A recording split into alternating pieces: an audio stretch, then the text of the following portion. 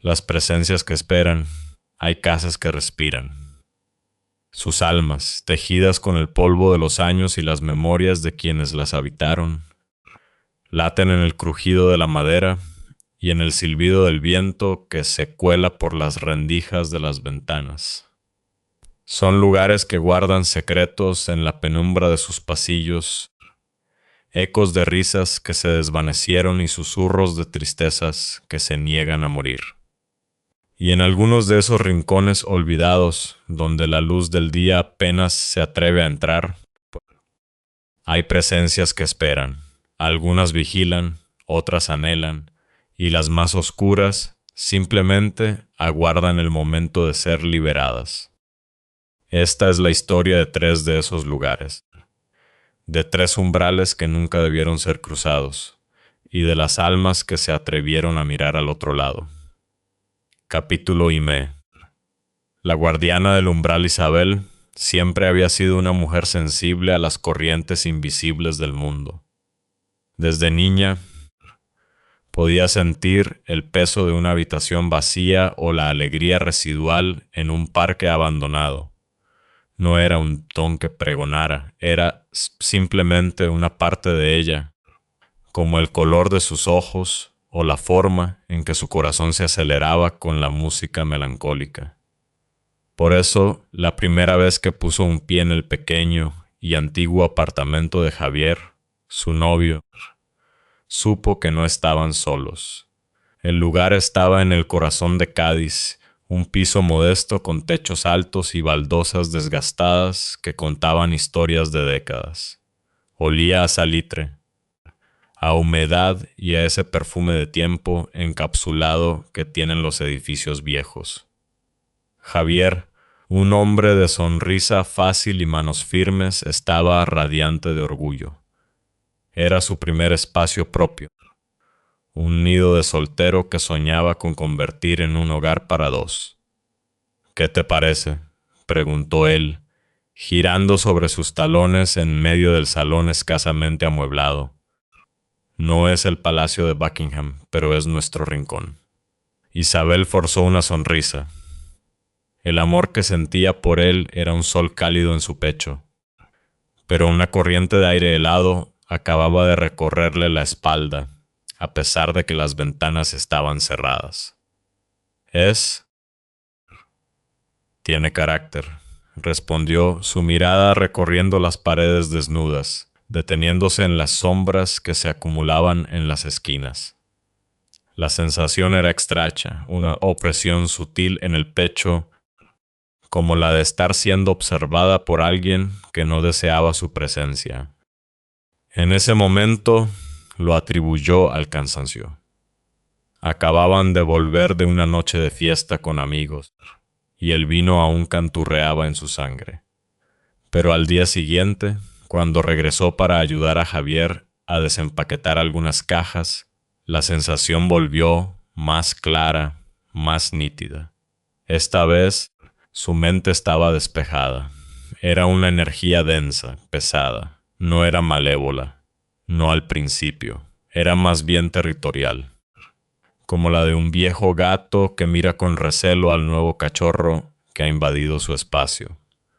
Isabel cerró los ojos por un instante, concentrándose. Pudo sentirlo, una firma energética que le resultaba vagamente familiar por otras experiencias de su vida. Era una mujer mayor. Los días se convirtieron en semanas y la convivencia con la presencia se volvió una extraña normalidad. Los sucesos eran pequeños, casi insignificantes, pero constantes. Una lámpara en el pasillo que, al volver a casa, encontraban sutilmente girada hacia la pared. Las puertas de los armarios de la cocina, que jurarían haber cerrado, aparecían entreabiertas. Las luces parpadeaban sin motivo, trazando estelas eléctricas en la penumbra. Javier se encogía de hombros, culpando a la vieja instalación eléctrica del edificio. Pero Isabel sabía la verdad. «Está aquí otra vez», le decía a veces en un susurro mientras cenaban. Javier la miraba con una mezcla de escepticismo y ternura. Cariño, es solo una casa vieja, cruje. Pero Isabel no se dejaba convencer. Con el tiempo aprendió a identificarla, a sentir su humor. Algunos días la energía era tranquila, casi ausente. Otros era inquieta y hostil. En esas noches los sustos eran más evidentes. Un golpe seco en la pared del dormitorio justo cuando estaban a punto de dormirse. El sonido de pasos arrastrados en el pasillo cuando estaban seguros de que no había nadie más. A pesar del miedo inicial, la empatía de Isabel comenzó a florecer.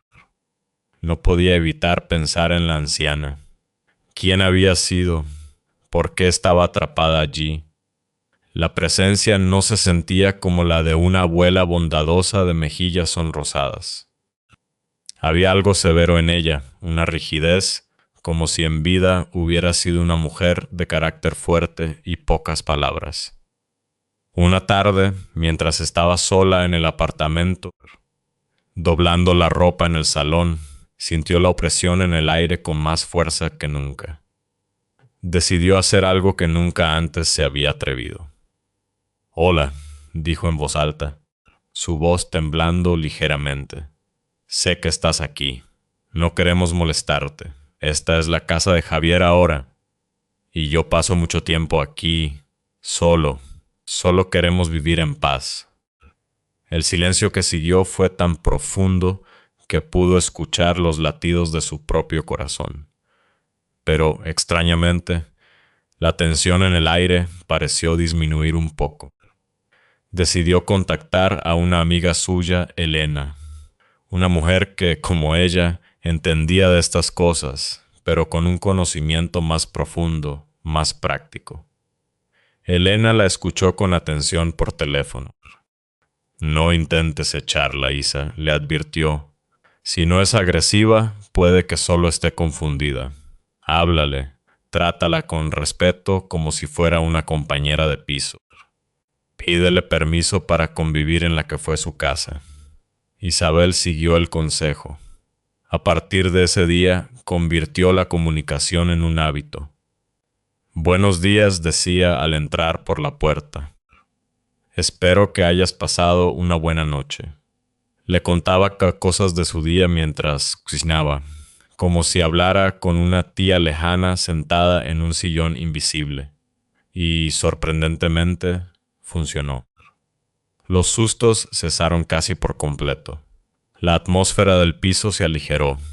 Isabel llegó a sentir una extraña camaradería con la anciana invisible. Se sentía protegida, cuidada. Pero la lástima seguía ahí, un nudo en su garganta, cada vez que pensaba en esa alma atada a cuatro paredes, incapaz de encontrar el descanso. Veía el sol entrar por el balcón y se preguntaba cuántos amaneceres había visto esa mujer desde su prisión etérea. El deseo de ayudarla, de liberarla, se convirtió en una obsesión silenciosa. Un día tomó una decisión. Fue a una pequeña iglesia cercana, de esas con olor a cera e incienso antiguo. Encendió una vela blanca por el alma de la desconocida y rezó con una sinceridad que le brotaba del alma, pidiendo que encontrara su camino hacia la luz, que se liberara de sus cadenas terrenales. Esa misma tarde, en el apartamento, realizó una serie de pequeños rituales que había leído, quemando salvia para purificar el espacio y recitando oraciones de tránsito. Cuando terminó, el silencio en el piso era diferente. No era la quietud expectante de antes.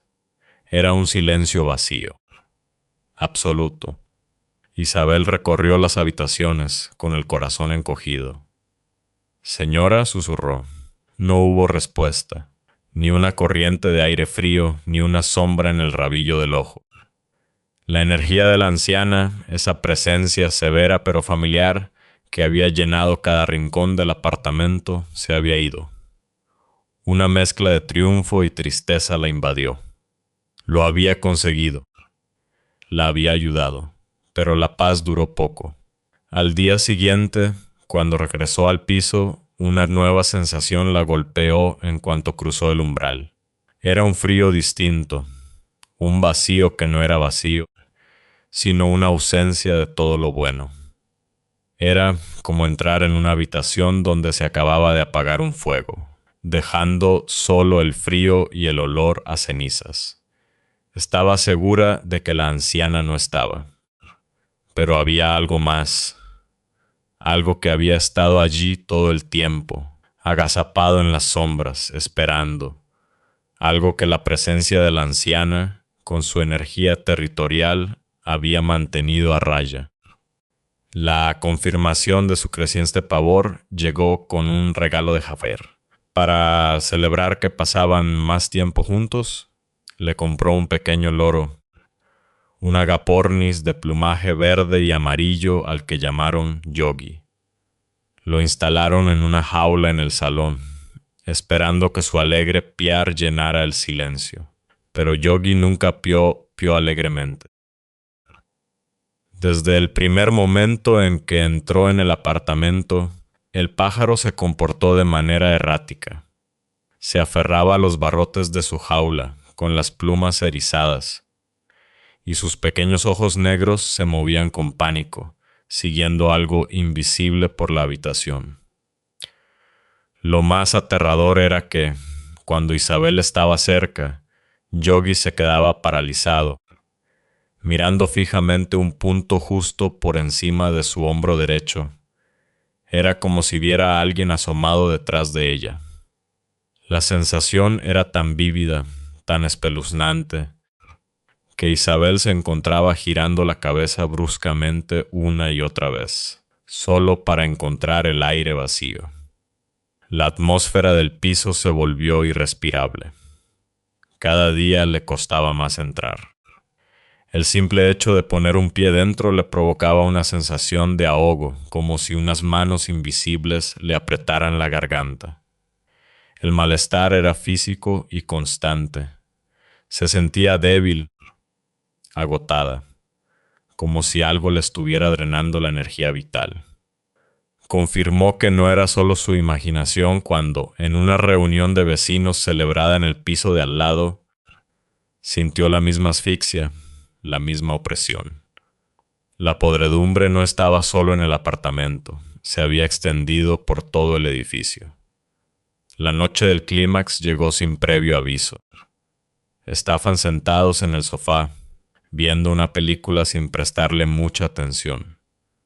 El aire era denso, cargado de una electricidad estática que erizaba el vello de los brazos. Isabel no recordaría después qué la hizo mirar, qué impulso la obligó a girar la cabeza hacia la puerta del dormitorio, que estaba entreabierta, mostrando un rectángulo de oscuridad impenetrable. Y allí lo vio. Era una figura de hombre, pero sus proporciones eran incorrectas. Era demasiado alto, sus extremidades demasiado largas, como un árbol quemado recortado contra la penumbra. Estaba hecho de una oscuridad más profunda que la de la propia noche. Llevaba una capa larga y un sombrero de copa que ocultaba cualquier rasgo de su rostro. No tenía cara, solo un vacío donde debería verla. Pero Isabel sabía, con una certeza que le heló la sangre en las venas, que la estaba mirando. El hombre del sombrero. El aire fue succionado de sus pulmones. La presión en su pecho se volvió insoportable, como si el propio peso de la oscuridad la estuviera aplastando. Quiso gritar, quiso señalar, quiso decirle a Javier que mirara, pero no podía. Sus músculos no respondían. Estaba atrapada en su propio cuerpo, una espectadora aterrorizada de la aparición que la observaba desde el umbral. Podía sentir su mirada fría, una curiosidad antigua y maligna que la recorría de pies a cabeza. No supo cuánto tiempo pasó, segundos o una eternidad. De repente la figura se desvaneció, no como si se moviera, sino como si la oscuridad simplemente se hubiera replegado sobre sí misma. El aire volvió a sus pulmones en una bocanada desesperada. Empezó a toser y a jadear, temblando incontrolablemente. «Isa, ¿estás bien?» Javier la miraba preocupado, ajeno a lo que acababa de presenciar. Ella no pudo responder. Solo señaló con un dedo tembloroso hacia la puerta del dormitorio.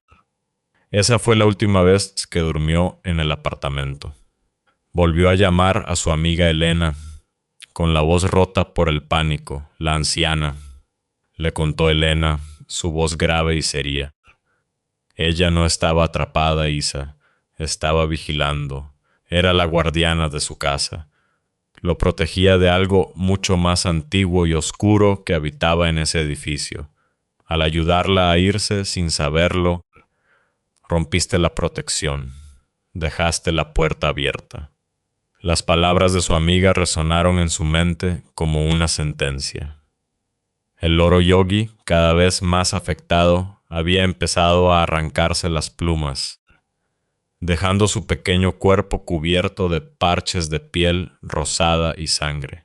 Javier, finalmente convencido de que algo terrible estaba ocurriendo, sacó al pájaro de allí y lo llevó a casa de sus padres. Isabel nunca más volvió a entrar en ese piso. Javier lo puso en venta poco después. Se apartaron de aquello que, ahora, reclamaba la casa como suya. Durante años, la culpa pesó sobre Isabel. Había actuado con la mejor de las intenciones, queriendo liberar un alma en pena. Pero en su compasión había desatado un horror mucho mayor. Se consolaba pensando que, al menos, la anciana había encontrado la paz. Ella, la guardiana silenciosa, ya no tenía que montar guardia en el umbral.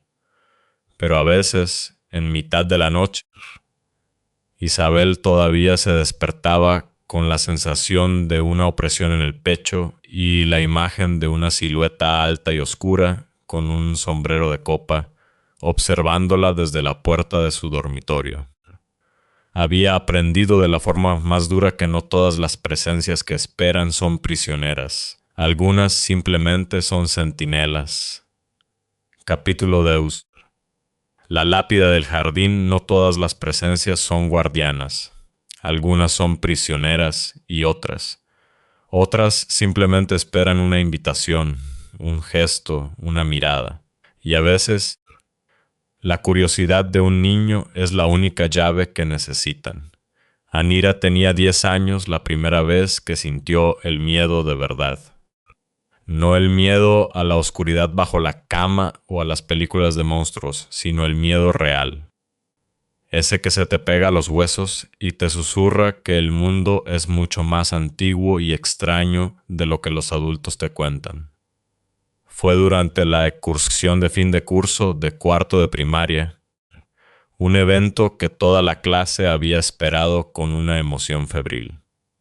Era su primer viaje de mayores, 2 días y una noche lejos de casa, en la histórica región de Atapuerca. El viaje en autobús desde Madrid fue un caos de canciones, risas y el olor a sándwiches de chorizo.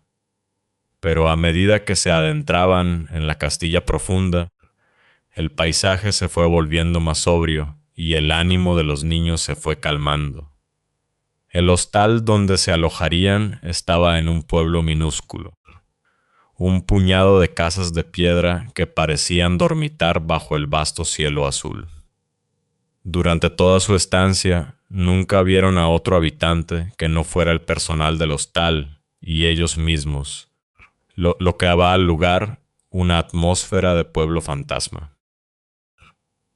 El hostal en sí era un edificio antiguo de 4 plantas, con suelos de madera que crujían a cada paso y un aire cargado de esa vibración extraña que tienen los lugares con mucha historia. Pero lo que más llamó la atención de Anira y sus compañeros no estaba dentro del edificio, sino fuera, en el jardín trasero. Allí, En medio de un césped descuidado y algunas malas hierbas, se erigía una solitaria lápida de piedra. Era gris y estaba desgastada por el tiempo. No había otras tumbas a su alrededor, ni una iglesia, ni un cementerio. Solo esa única y desconcertante lápida. Ninguno de los niños se atrevió a acercarse lo suficiente para leer la inscripción, si es que la había. El simple hecho de su existencia en el jardín de un hostal les provocaba un escalofrío colectivo. Era, sencillamente, antinatural. Esa noche, tras un día de visitas a yacimientos arqueológicos, los separaron en las habitaciones.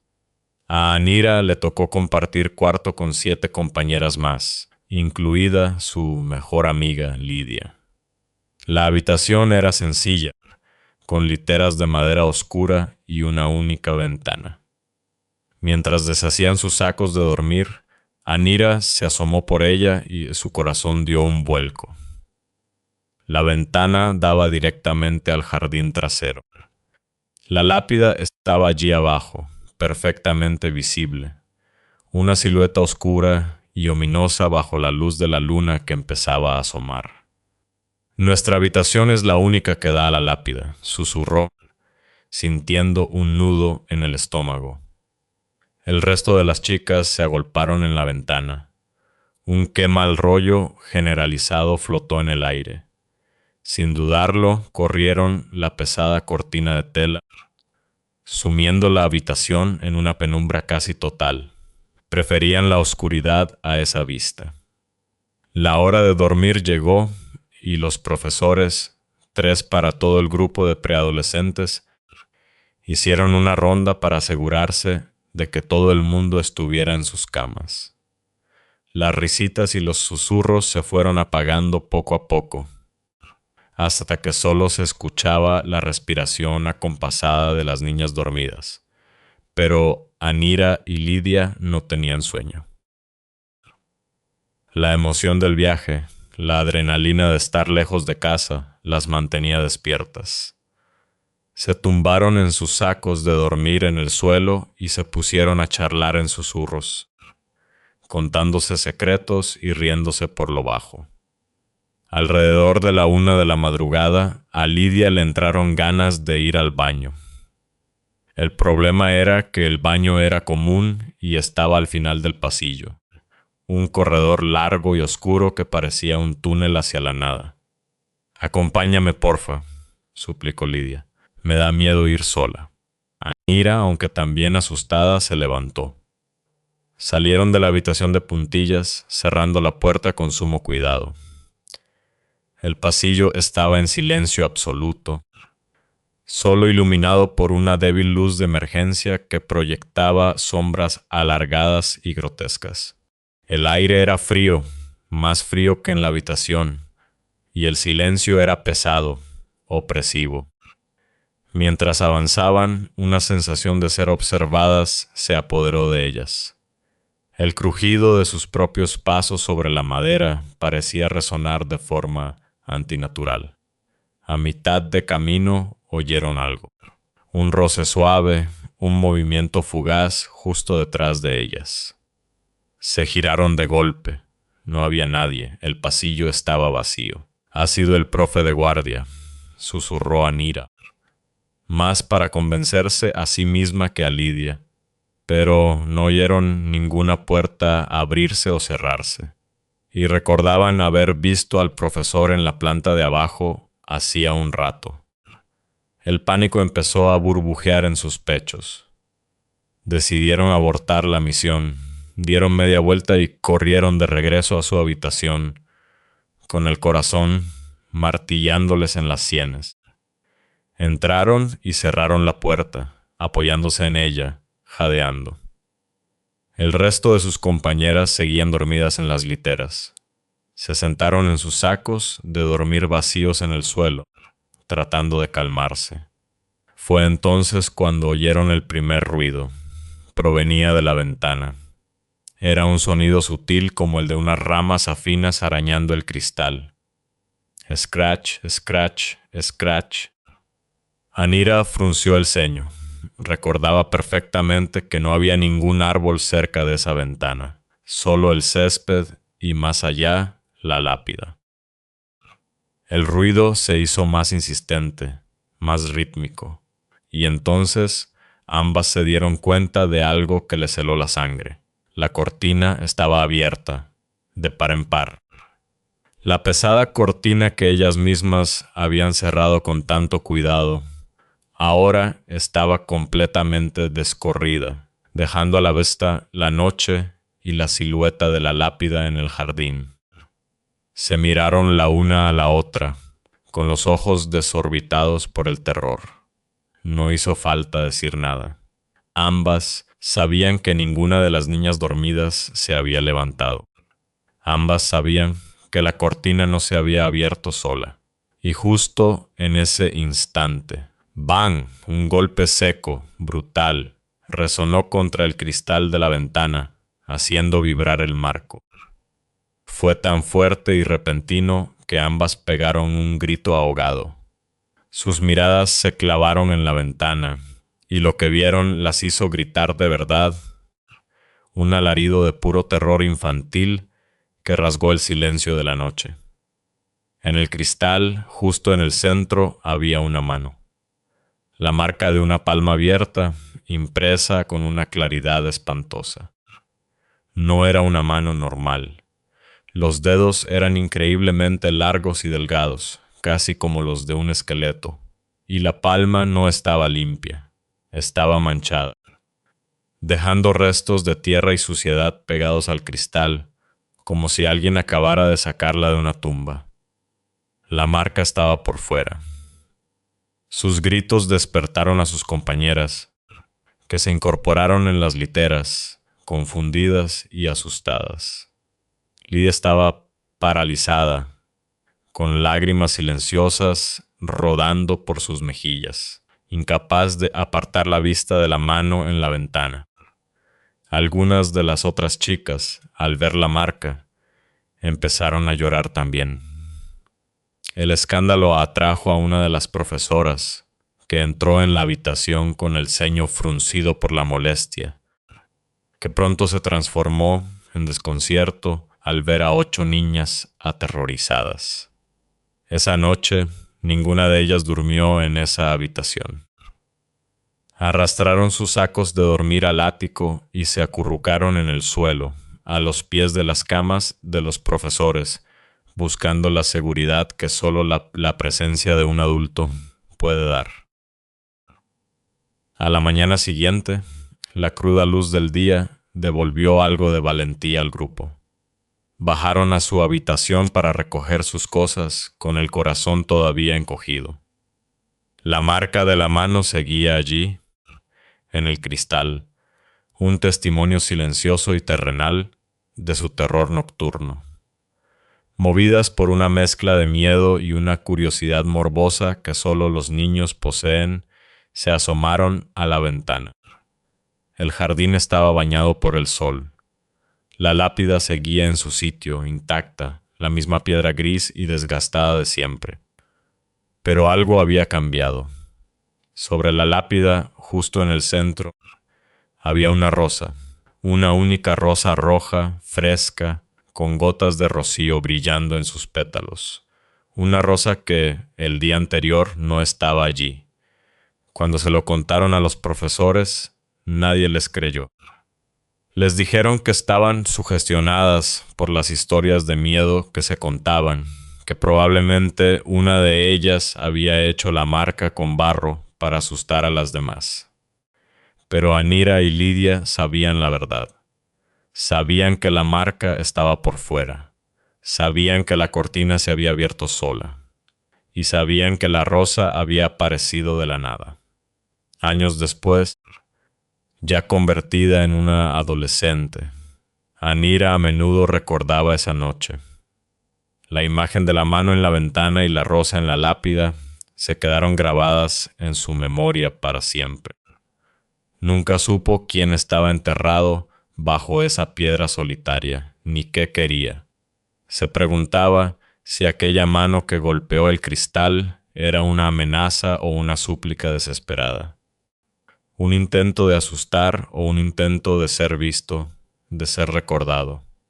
Quizás, solo quizás, el espíritu prisionero de ese jardín solo quería dejar una flor, un último gesto de belleza en su soledad eterna, y ellas fueron las únicas que estuvieron lo suficientemente despiertas para recibir el mensaje. Capítulo 3. La niña del espejo. Pero el verdadero terror no siempre reside en los lugares abandonados. A veces duerme en la habitación de al lado, sonríe en la mesa del desayuno y lleva el rostro de alguien a quien amas. Sofía tenía 8 años cuando pasó la semana más larga de su vida en casa de sus abuelos. Era el verano de 2018 y como cada año, su madre la dejaba unos días con ellos en su casona de un pueblo tranquilo de Uruguay. Adoraba a sus abuelos y a su prima, Valeria, que vivía con ellos. La casa era su patio de recreo. Un edificio grande, un poco viejo, con un jardín lleno de escondites y un pasillo larguísimo que parecía extenderse hasta el infinito. En ese pasillo había 3 habitaciones. La de sus abuelos, la que compartía con Valeria y una más al fondo del todo, la habitación del fondo. Ese cuarto era un misterio. Siempre estaba cerrado con llave, nadie entraba nunca. Según le habían dicho, estaba vacía, llena de cajas viejas y trastos. Solo tenía una cama con un colchón amarillento y un gran armario de madera oscura. Era un punto ciego en la geografía familiar de la casa, un lugar prohibido que despertaba en Sofía una curiosidad teñida de miedo. La primera noche, como siempre, fue una fiesta. Ella y Valeria, a la que todos llamaban Vale, jugaron hasta tarde, comieron golosinas a escondidas y vieron películas bajo las sábanas. Se durmieron pasadas las 2 de la madrugada, agotadas y felices. Fue entonces cuando Sofía escuchó el primer sonido. Fue un golpecito suave, casi imperceptible. Lo ignoró, pensando que era el asentamiento de la vieja casa, pero luego sonó otro, y después un ruido inconfundible, el de unos pies descalzos arrastrándose sobre la madera. El corazón le dio un vuelco. Se incorporó en la cama y azuzó el oído. El silencio volvió a reinar. Con el sigilo de un pequeño animal, se levantó y se asomó al pasillo. La única luz era la del pequeño farol del jardín que se filtraba por una ventana, y en la penumbra lo vio. La puerta de la habitación del fondo estaba entreabierta. Un escalofrío le recorrió la espalda. Pensó que quizás una corriente de aire la había abierto. Con el corazón en la garganta, caminó por el pasillo oscuro, sintiendo el frío de las baldosas bajo sus pies. Empujó la puerta hasta que el pestillo hizo clic y corrió de vuelta a la cama, metiéndose bajo las sábanas como si fueran una armadura. Al día siguiente se lo contó a Vale. Su prima se encogió de hombros con una naturalidad que la descolocó. Así, esa habitación siempre hace ruidos raros, dijo, mientras desayunaba sus cereales. La abuela dice que son los muebles, que se mueven solos. ¿Los muebles se mueven solos?, repitió Sofía, incrédula. Sí, respondió Vale sin darle más importancia. No le hagas caso. Pero Sofía no podía no hacerle caso. La explicación de su prima era casi más inquietante que los propios ruidos. Esa noche, antes de dormir, se dio cuenta de que había olvidado su cuaderno de dibujos en el salón. Volvió sobre sus pasos para buscarlo. Al regresar por el pasillo, sus pies se detuvieron por sí solos frente a la habitación prohibida. La puerta estaba abierta de nuevo. Se quedó paralizada, con la respiración contenida. Y entonces, Juraría que vio algo moverse dentro. No era una persona, ni siquiera una sombra definida. Era una forma encorvada, una mancha de oscuridad más densa que se movía con una fluidez antinatural cerca del gran armario de madera. El pánico la impulsó a actuar. Sacó el móvil de su pijama, encendió la linterna y apuntó el haz de luz hacia el interior de la habitación. No había nada. Solo las cajas, la cama vieja y el armario silencioso. Cerró la puerta de nuevo, asegurándose de que el pestillo encajara bien, y volvió a su cuarto sin decirle nada a Vale. Quizás me lo estoy imaginando, pensó. No quiero parecer una loca. La curiosidad, sin embargo, era más fuerte que el miedo. A la mañana siguiente, aprovechando que sus abuelos habían salido y Vale estaba en el jardín, se armó de valor y buscó la vieja llave que sabía que su abuela guardaba en un cajón de la cocina. Abrió la puerta de la habitación del fondo y entró. El aire era pesado, viciado, olía a polvo y a madera vieja. No había nada fuera de lo común. Las cajas estaban apiladas, la cama desvencijada. Se acercó al armario, el corazón latiéndole con fuerza. Abrió sus pesadas puertas. El interior olía a naftalina y a algo más, algo agrio y desagradable. Y entonces vio las marcas.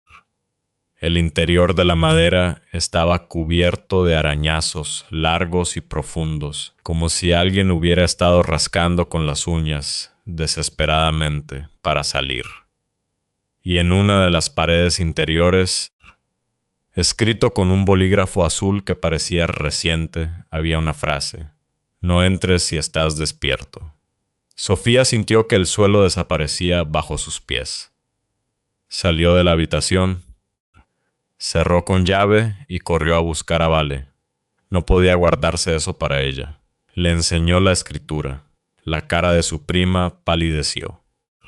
«La abuela siempre cierra esta puerta con llave», confesó Vale en un susurro. «Dice que cuando yo era muy pequeña, una vez tuve un ataque de pánico ahí dentro. Dice que gritaba que había alguien más conmigo, pero yo no me acuerdo bien». La noche siguiente fue la peor. Sofía se despertó de golpe. Eran las 3 de la mañana. La hora bruja. Lo primero que sintió fue esa sensación inconfundible de ser observada. Abrió los ojos y miró instintivamente hacia la puerta de su habitación. Estaba cerrada. Todo parecía en calma. Entonces, su mirada se desvió hacia el armario de su propio cuarto. Tenía un gran espejo en una de las puertas, que reflejaba la habitación en la penumbra, y en ese reflejo lo vio. Detrás de su propia figura acostada en la cama, había alguien más de pie. Un grito se ahogó en su garganta. Se giró bruscamente, con el corazón desbocado. No había nadie. La habitación estaba vacía. Volvió a mirar al espejo. Temblando, la figura había desaparecido. Solo estaba su reflejo. Un alivio momentáneo la inundó, pero duró apenas un segundo, porque entonces se fijó bien en su propio reflejo, y no era ella. La figura en el espejo tenía su estatura y su pijama, pero ahí acababa el parecido. Tenía el pelo corto y revuelto, no su melena larga. Su cara era una máscara de pesadilla.